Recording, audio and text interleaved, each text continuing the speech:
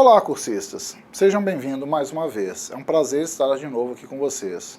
Eu sou o professor Dr. Leonardo Finelli, psicólogo e pedagogo, e estou aqui para a gente finalizar a nossa disciplina em Gestão e Educação Profissional e Tecnológica do curso de pós-graduação Lato Sensu em Docência na Educação Profissional e Tecnológica do IFMNG. Estou aqui então para dar o segmento e o fechamento do nosso curso. Hoje a gente avança com um pouco da discussão sobre o locus da educação formativa, assim como algumas estratégias para a gestão desse espaço educacional. Lembrando que, como sempre, eu solicito que vocês estejam munidos de papel e caneta para anotar eventuais dúvidas. Assim, vocês podem postá-las no nosso fórum Tira Dúvidas. Então, passemos a nossa aula. Continuamos a nossa pós-graduação Lato Sensu de oferta própria, em Docência, Educação Profissional e Tecnológica, oferecido pelo SEAG, do Instituto Federal do Norte de Minas, que iniciou no ano de 2018. Essa pós é coordenada pela professora doutora Priscila Caíri Santana Afonso. Nós estamos na disciplina em Gestão, Educação Profissional e Tecnológica, ministrada por mim, professor doutor Leonardo Augusto Couto Finelli. Então, avançamos para a discussão da sala de aula como um processo de gestão formativa. Nessa perspectiva, a gente assume a gestão da sala de aula como uma perspectiva democrática, como a gente já veio construindo ao longo das aulas anteriores do nosso curso. Então, agora a gente tem o objetivo de garantir, essa gestão democrática, ela tem o objetivo de garantir a formação de um sujeito ou de um aluno que seja emancipado, autônomo, ativo, crítico, participativo e pensante. Então, para isso, a gente pode estimular competências, atitudes e valores de nossos alunos, encorajando-os a realizações acadêmicas, de modo a garantir uma aprendizagem significativa para uma vida cidadã. Todas as ações administrativas, desde as mais burocráticas às mais democráticas, devem visar o aumento do interesse dos alunos e a ampliação dos índices de sucesso. Então, quando eu penso, por exemplo, numa ação burocrática como, por exemplo, organizar o espaço da sala de aula, trocar as carteiras, salas de aulas maiores ou menores, etc., elas têm uma finalidade de melhorar a qualidade do ensino. Até quando eu penso em ações mais democráticas, por exemplo, como a adoção de metodologias ativas ou discussão com a turma de processo de avaliação em sala de aula como uma estratégia de ensino. Todas elas, eu insisto, devem ampliar, visam ampliar o índice de sucesso desses acadêmicos. Porque esse é o princípio final da educação, esse é o princípio final da escola. É para isso que a gente está aqui. A gente estuda para aprender a ser melhor professor. Essa é a finalidade da nossa pós. Nos tornarmos melhores professores, assumindo que as competências técnicas das nossas áreas de atuações, por mais diversas que sejam, nós já adquirimos e dominamos. Então agora eu preciso que nós melhoremos as nossas competências de transmissão desse conhecimento e tornemos esse conteúdo mais atrativo para o aluno. Então, no espaço de sala de aula, encontram-se situações de disciplina e indisciplina, de formação de alunos e de professores, de ensino e aprendizagem, de reflexões sobre questões científicas, questões sociais, econômicas, políticas da sociedade, entre outras. Ou seja, a gente está falando de um microcosmo que acontece dentro do espaço da sala de aula. Essas situações interferem diretamente na forma sobre a qual o processo de ensino e aprendizagem se dá e sobre a eficiência e eficácia desse processo. Eu acho que eu falei numa das aulas anteriores, quando a gente pensa na educação de base nos anos 80 e 90 no Brasil, e que a gente pensa no processo inicial de inserção de merenda escolar, é porque eu lidava no passado com uma situação de extrema pobreza, onde as pessoas passavam fome, crianças morriam de fome. E esse processo de merenda escolar, ou de suplementação da alimentação infantil, promoviam condições mínimas para o ingresso e manutenção do aluno no espaço de sala de aula. E isso é um problema social. Quando eu penso hoje no uso do celular na sala de aula, eu posso vê-lo como um problema onde os alunos demonstram baixo interesse pela minha aula e começam a comunicar-se utilizando as redes sociais, ou eu posso pensá-lo como um recurso fantástico para introduções de metodologias ativas que auxiliem a aprender a atenção dos alunos. Se eu proponho, por exemplo, ali uma atividade que demanda uma busca, uma pesquisa em termos de algum conteúdo específico, e eu disponho de uma turma que dispõe dos recursos, a maior parte dos alunos já dispõe dos celulares, em um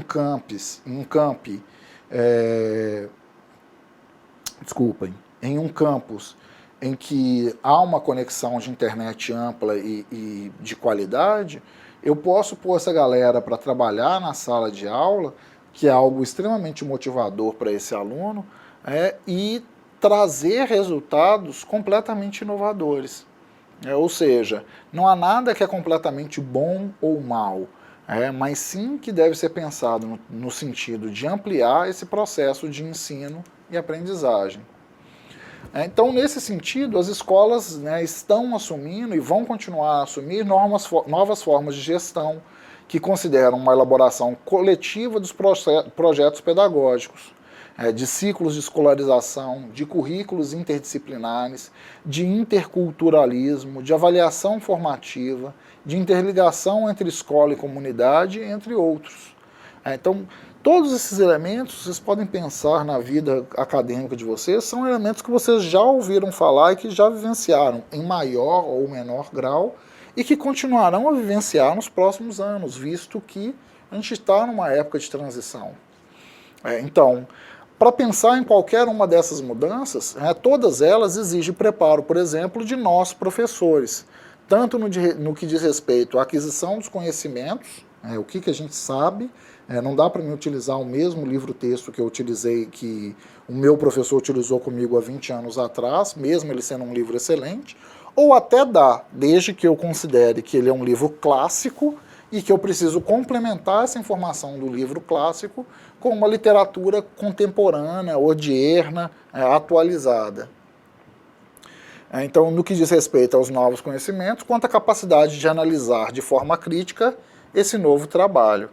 Então, se eu aprendi de uma determinada maneira, se eu trabalho hoje de uma segunda forma que já difere um pouco da forma como eu aprendi, eu tenho que estar preparado para me adaptar, para me adequar, para daqui a 10 anos lidar com outras formas de ensino.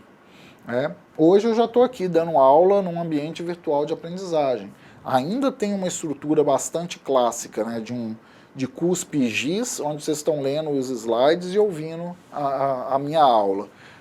Eu tenho que pensar, então, já de uma maneira mais dinâmica, em problematizar e trazer exemplos, considerando possíveis dúvidas que não estão mais no espaço síncrono da sala de aula, onde o aluno poderia me perguntar A ou B. Então, eu preciso já criar esse arejamento na minha aula, até para conseguir um pouco mais da atenção de vocês. Então, lidar com isso, lidar com essas mudanças da tecnologia, lidar com essas mudanças do processo de aprendizagem, requer o desenvolvimento de habilidades e competências do professor em sala de aula. Então, pensando nessas habilidades de gestão de sala de aula, eu preciso, assim como o diretor, em me posicionar como um líder. Eu preciso ser um exemplo, um modelo a ser seguido pelo meu aluno. Eu preciso ser capaz também de projetar os valores institucionais. Mais do que, por ser um doutor, usar terno e gravata, eu preciso estabelecer ali uma organização em termos dos valores institucionais, de uma missão institucional que devem ser ajustáveis na minha aula para que coadune com o processo de desenvolvimento de vocês, acadêmicos, em termos do desenvolvimento da instituição. Eu preciso desenvolver capacidade de relacionamento interpessoal em diversas situações. Vejam, eu encontro pouco com vocês, mas a gente tem alguns espaços de interlocução, por exemplo, nos chats e no fórum. Com alguns de vocês eu encontro no encontro presencial.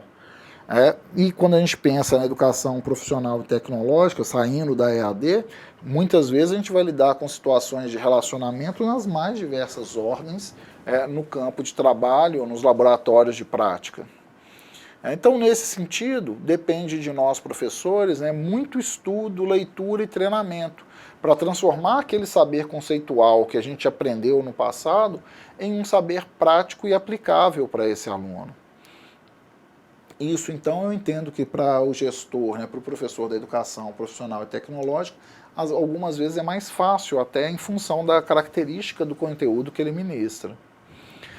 O professor também precisa de capacidade técnica e eficiência profissional e docente, então reforço, para isso nós estamos aqui nessa pós-graduação, ampliando nossa competência docente a partir de uma qualificação profissional em que nós estamos adquirindo mais conhecimento conceitual que a gente vai ter que fazer ajustes para aplicar na prática futura. Então, se a aula passa é interessante e estimulante para o aluno, ela resolve grande parte dos problemas em relação à disciplina. A relação professor-aluno, a relação aluno-funcionário, etc., costumam ser boas, adequadas e bem vistas. Então, pode-se dizer também que o pedagógico é a base, e se esse estiver organizado, os demais problemas são minimizados. Se eu faço um planejamento de aula adequado, se eu chego aqui com conhecimento do que eu quero ministrar, mesmo reconhecendo que há uma certa flexibilidade, e como professor presencial em universidade eu encontro isso constantemente, eu chego em sala preparado para dar uma aula e aconteceu uma grande mobilização política em prol de um pronunciamento do presidente.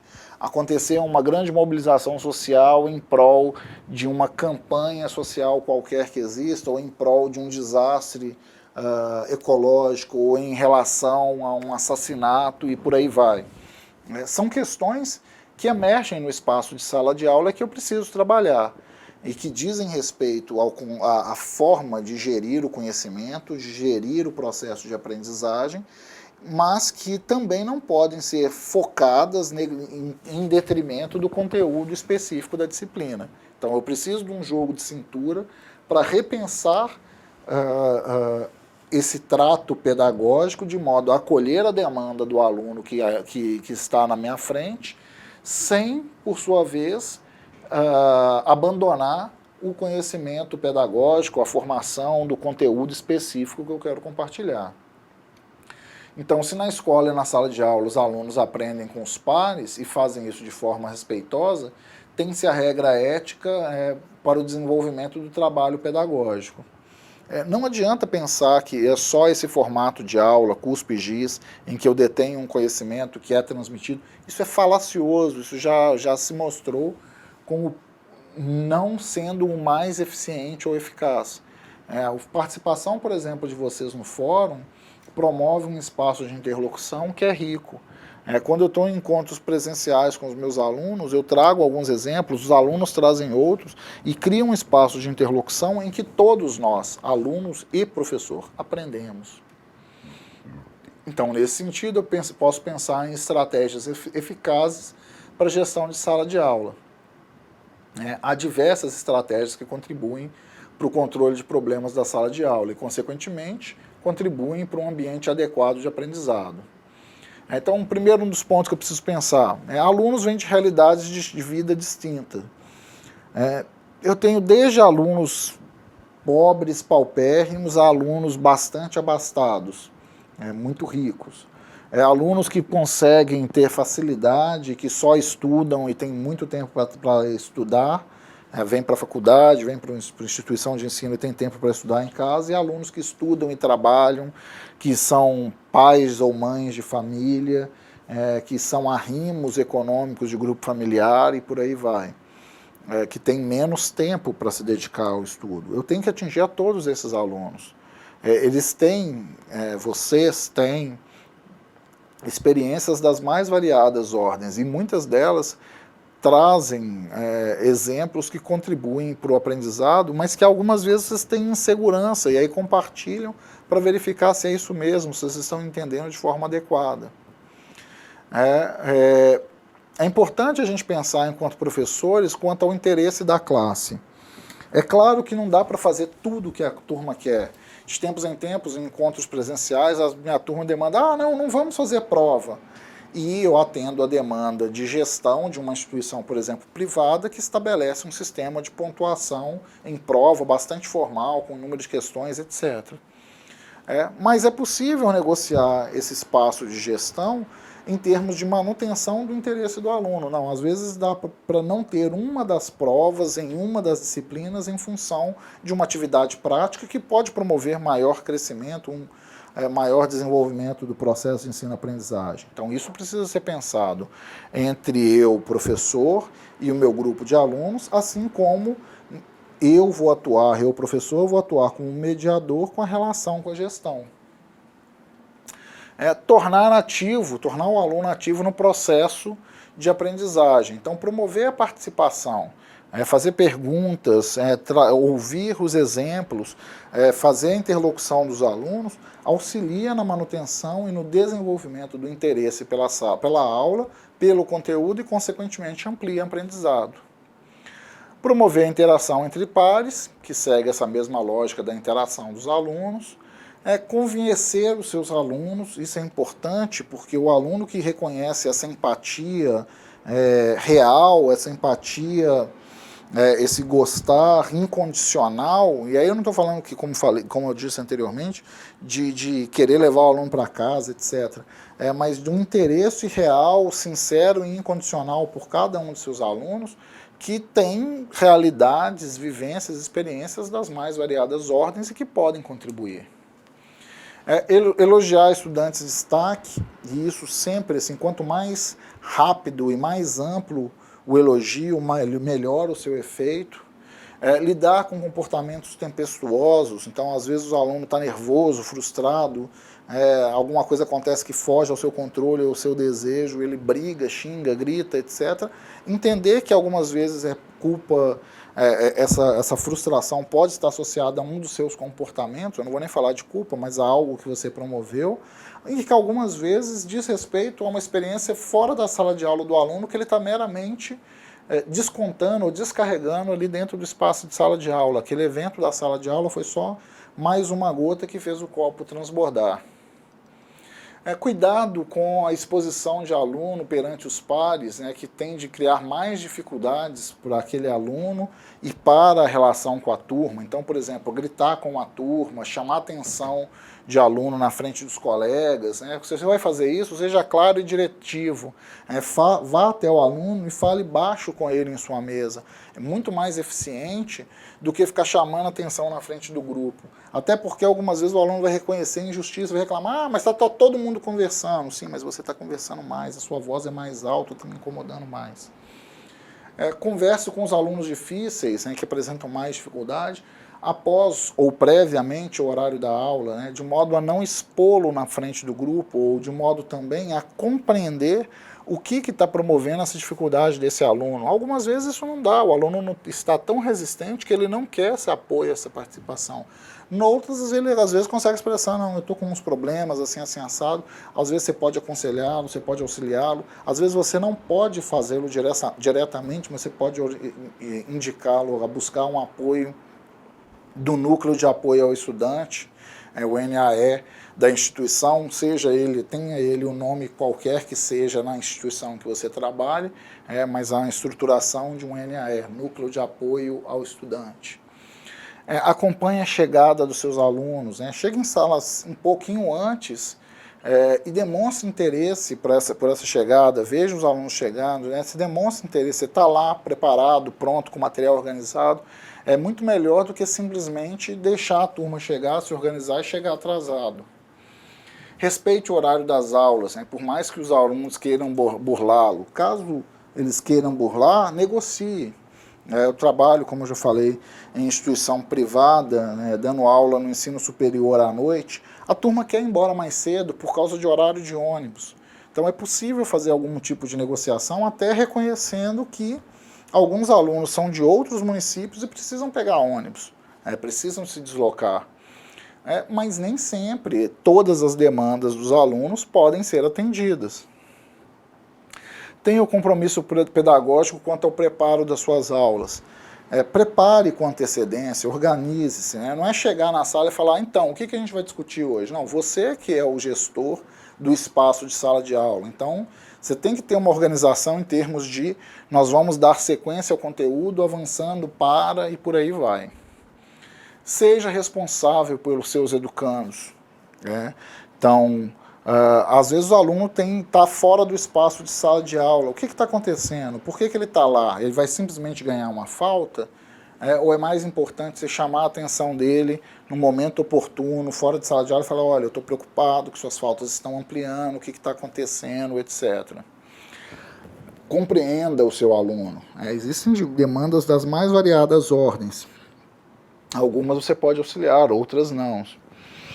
Entenda que nem sempre são os alunos que queremos, mas são os alunos que temos. E eu gosto muito dessa ideia, porque ela é muito real com o nosso processo de docência.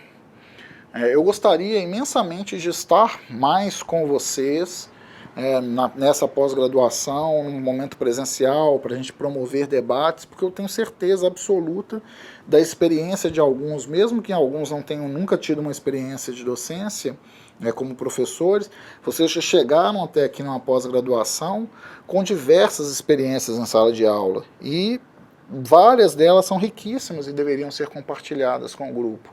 Esse nosso formato assíncrono limita um pouco disso. Mas essa ideia de que nem sempre o que a gente tem é o que a gente deseja nos traz algumas vezes frustrações que nós precisamos aprender a trabalhar. Porque por mais que eu não tenha esse contato com vocês, eu posso pensar no processo de aprendizagem, não só a partir do meu conhecimento, mas, por exemplo, com uma interlocução a partir dos fóruns. Então, pensar em maneiras de propiciar o melhor crescimento para vocês e para demais alunos com os quais eu tenho. Entendendo que o sucesso pedagógico depende do meu trabalho enquanto docente, do que do meu aluno ideal, do meu ideal de aluno, né? Do que seria o melhor aluno que eu poderia ter. Meu sucesso profissional, então, depende de vocês. Não adianta nada eu ter uma alta titulação se as minhas aulas acabarem sendo chatas e os alunos esvaziarem e abandonarem o curso por isso. Ameaças que eu não vou cumprir, se vocês não fizerem isso, eu vou reprovar vocês. Isso é ruim, isso não beneficia, não traz a simpatia de ninguém. Não se envolve em conflitos perante a turma, então um aluno começa a estar lá frustrado por uma situação qualquer, e aí eu estou independente de ter sido justa ou correta, ou injusta e incorreta. Começou uma discussão, respira, se acalma. Em momento oportuno nós resolvemos isso. Agora eu peço licença da sala e saio, eu peço para o aluno se retirar, tiro o aluno para dar sequência com os demais alunos. Isso é respeito a você e aos alunos. E nós não temos que dar conta de tudo.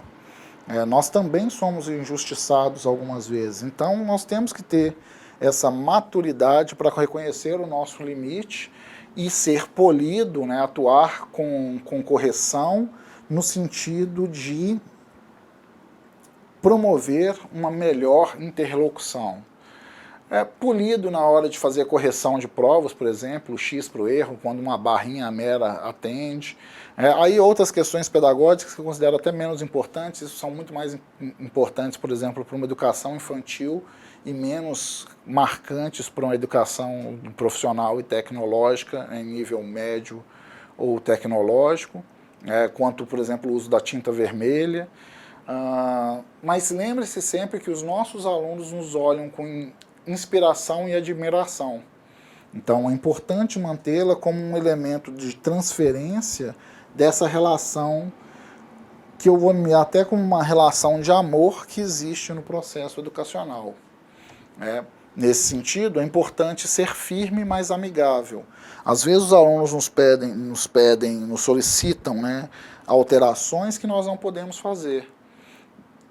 Nesse momento não é só dizer, não dá para fazer, mas explicar o porquê, E mesmo assim ser solidário. Olha, eu entendo a sua demanda, mas eu gostaria que você compreendesse que eu atendo a um sistema educacional que tem tal e tal limitação, tal e tal proposta, em que essa alteração que você está propondo não é adequada. Vamos pensar em uma outra? E o mais importante, haja sempre de forma justa. Se você errou, peça desculpas. Se o aluno errou, explicite esse erro sem menosprezá-lo, sem minimizar a sua imagem, a sua compreensão, a sua limitação perante o grupo. Porque se você age de forma justa, isso vai ser reconhecido. Mesmo que não seja reconhecido pelo aluno que está criando ali, por exemplo, uma situação de conflito. Isso vai ser reconhecido pelo grupo e vai angariar muito mais simpatia daquele aluno ou daquele grupo do que antipatia. Como a gente está vendo, é uma lista extensa, mas são estratégias de gestão que tornam o controle de problemas de sala de aula bastante eficazes. Elas tornam o nosso ofício de mestre muito mais fácil. Então, alunos diferentes têm comportamentos diferentes. Alguns podem demandar também, algumas vezes, intervenção externa. Como eu disse, você não tem que dar conta de tudo sozinho. Você é parte de uma equipe de gestores educacionais. Então, escolas que assumem seu compromisso interativo, por exemplo, em termos de reuniões pedagógicas regulares, têm muito mais resolutividade na resolução de problemas e na prevenção de possíveis problemas do que aquelas que só reúnem um colegiado para dar nota ao final ou para discutir uma dada questão, problema focal. Então pensem nisso em termos da gestão acadêmica. Eu discuto muito com colegas a questão do espaço da sala do professor. Algumas vezes ele é um espaço subutilizado. A gente está tão massacrado que muitas vezes a gente vê o espaço da sala de aula da sala do professor como um espaço de catarse. Todo mundo chega lá para reclamar, para se queixar, para lamentar. Mas deveria ser um espaço também de interlocução com os pares, de pensar estratégias, de ouvir, de considerar possibilidades que podem ser eficientes em termos de resolução de problemas futuros. A escola será de qualidade quando proporcionar ao aluno a formação cidadã, quando trabalhar em rede e incorporar os valores da democracia, da liberdade, do respeito ao outro e do respeito à natureza. Então, nesse sentido, a gente precisa formar cidadãos para o mundo com poderes de argumentação, com equilíbrio emocional, com visão de trabalho cooperativo, para que a gente possa avançar num mundo ecologicamente correto.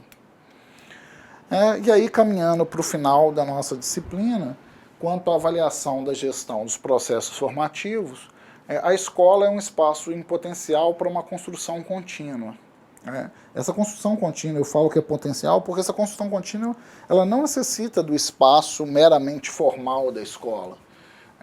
Muita gente aprende fazendo videoaula, muita gente aprende vendo tutorial no YouTube, mas isso não dá para esse sujeito uma titulação, um diploma, um certificado de competência. A escola, sim. Mas o processo de aprendizagem é uma construção contínua. Profissionais dos mais diversos segmentos devem acompanhar, então, esse processo de construção contínua do conhecimento, de aprendizagem contínua, porque ele depende da continuidade do atual processo de desenvolvimento econômico e social. Lembrem-se, eu vou usar novamente o exemplo. Há 15 anos atrás, celular não era uma coisa tão comum. Hoje o smartphone impera. Se eu não consigo pensar na minha prática envolvendo o uso desse tipo de tecnologia, eu posso começar a me preparar para me aposentar, porque eu estou falando de uma tecnologia que vai ocupar os espaços, por exemplo, do livro didático. Então, a capacitação permanente dos envolvidos costuma beneficiar o processo para todos. Não é só eu conseguir o meu diploma e fazer uma pós-graduação e conseguir um diploma e um incremento no meu salário. Mas é entender que esse espaço de formação deve me beneficiar também em termos da minha atuação profissional. Mesmo que eventualmente eu não venha a lecionar, essa pós em docência deve me auxiliar em termos de pensar, por exemplo, nesses processos gerenciais de como lidar com a minha equipe de trabalho, de como organizar um projeto de treinamento dessa equipe, e por aí vai. Não depende só de nós, professores, a melhoria necessariamente passa por mudanças estruturais que compreendem a construção de uma sociedade mais participativa. Então não dá para colocar nas costas toda a responsabilidade dessa mudança. A melhoria na gerência e no repasse dos recursos para a educação facilita, por exemplo, o acesso e a permanência dos alunos nas escolas e a adoção de uma política voltada para o ensino de qualidade. Então, pensar na avaliação da gestão, nos processos formativos, é entender que tanto o professor como o gestor precisam desenvolver competências e habilidades para o exercício técnico profissional com o intuito de garantir uma aprendizagem que seja significativa daquilo que vai ensinar ou daquilo que vai mediar. Se antes o trabalho do gestor se pautava num estilo mais autoritário, naquela lógica da administração burocrática, hoje a gente tem que pensar numa gestão participativa. Então, gestores educacionais com perfis diferenciados, líderes participativos que saibam valorizar a prática do feedback, a flexibilidade, a intuição e o saber trabalhar em equipe, considerando competências indispensáveis para o gestor no momento do conhecimento atual. O fato é que na educação, mais do que nunca, é necessário possuir um grande poder de adaptação a essas mudanças. Hoje, em sala de aula, como professor, mais do que conhecer só o conhecimento que eu quero ministrar para o meu aluno, eu preciso pensar em todos esses elementos de gestão que nós estamos discutindo e finalizando nessa disciplina. Preciso pensar em planejamento de ensino, eu preciso pensar em gestão escolar, eu preciso pensar em colegiado acadêmico, em formas de melhoria do processo educacional, em elementos de didática para mudar a minha sala, em metodologias de ensino, ou seja, é um trabalho que vem sendo ampliado, apesar do menor reconhecimento que nós temos tido. Então, como pensar essa avaliação do projeto político da escola? É fundamental que se construa na escola um ambiente aberto às discussões amplas sobre a definição dos valores, missão, política e dos objetivos e metas e estratégias e diretrizes. Na escola nós temos duas avaliações, a institucional e a do projeto pedagógico. Ela deve, então, criar uma uniformidade básica de indicadores e de metodologia institucional. Identificar as características da instituição possibilita compará-la sem ranquear as demais do país, de modo a evitar a punição ou a premiação. Eu preciso de um referencial, na hora que eu falo de compará-la sem ranquear, é porque eu preciso de um referencial externo para entender se o processo que eu estou oferecendo de educação está adequado, está bom, etc. Isso é muito mais importante do que eu ranquear e colocar que ela está na posição X, entre as 10 primeiros, ou Y, entre as 10 últimas, em termos de processo de ensino-aprendizado, porque esses processos eles precisam ser relativizados em termos do contexto que eu estou lidando, em termos dos recursos que eu tenho disponibilizados, sejam eles econômicos, sejam eles recursos humanos que eu estou lidando.